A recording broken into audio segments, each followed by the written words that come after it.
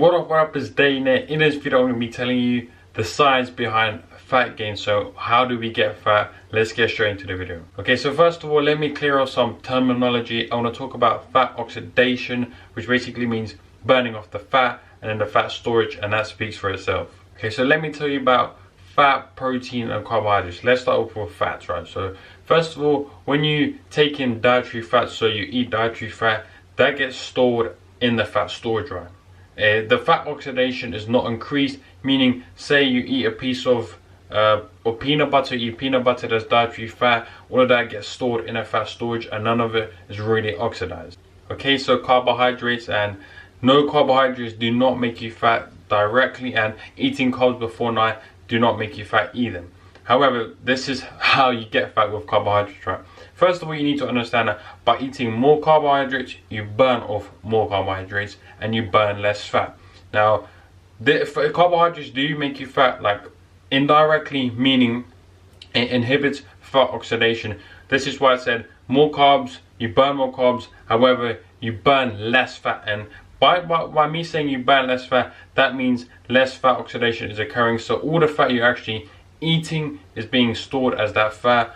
However, there are some cases where carbohydrates can be stored in the fat storage directly, where it's a process called lipogenesis, where you consume like say 700 to 900 grams of carbohydrates in like a couple of days, which not a lot of people do. So this is very rare. On a very rare occasion, it can get stored as fat directly. However, carbs do make you fat indirectly by inhibiting fat oxidation, so keep that in mind. This doesn't necessarily mean though low carb diets or low fat diets, all of these kind of diets are superior, but I'll tell you about that in a few seconds. Okay, so protein can make you fat like this. Basically, over consuming, or let's say overfeeding on protein, means there's obviously excess of protein in the body, and your body is going to utilize those excess proteins for energy instead of the carbohydrates and fat, meaning those other nutrients, which are carbohydrates and fat in this case, are stored. Now basically, there's a really in the simplest way I can explain it is that by increasing the protein, and again we're talking here like protein overfeeding,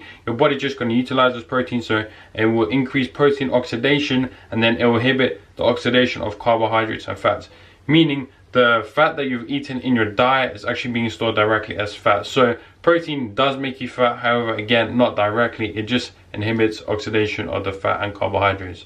So that's basically how protein can make you fat.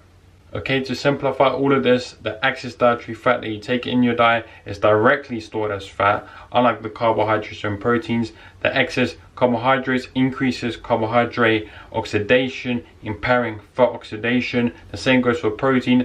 Excess protein increases protein oxidation and impairing fat oxidation, meaning the total dietary intake that you take in during the day will get stored as the fat. So carbohydrates and protein do not make you fat directly, however, it does make you fat indirectly by inhibiting fat oxidation. So there is really simplified for you. That's basically one of the factors, or a few of the factors, that how we get fat, right? There are some other factors that play a part in this, but this is just how fat makes you fat, how carbohydrates makes you fat, and how protein can make you fat. And remember, carbohydrates and protein are indirectly, fat is directly.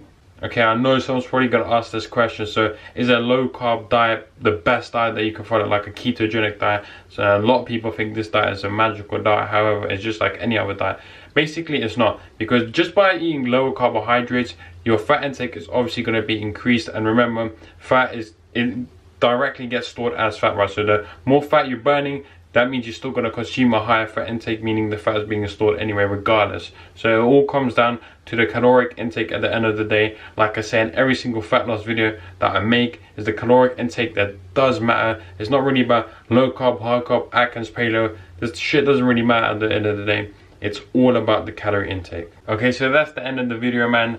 Let me know in the comment section down below if you enjoyed the video, if you found this video informative. And again, it's very simple. However, I'm assuming not a lot of people know this. However, I might be wrong. Let me know down in the comment section down below for suggested videos, what videos you want me to make, and if you enjoyed them.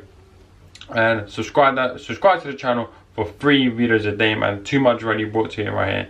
But more importantly than all of this, than fat being stored as fat, carbohydrates, like increasing carbohydrate oxidation and impairing fat loss, or fat oxidation, and protein the same, blah blah blah blah blah. Stay positive, stay smiling, and as always, you know the deal. I'll see you in the next one.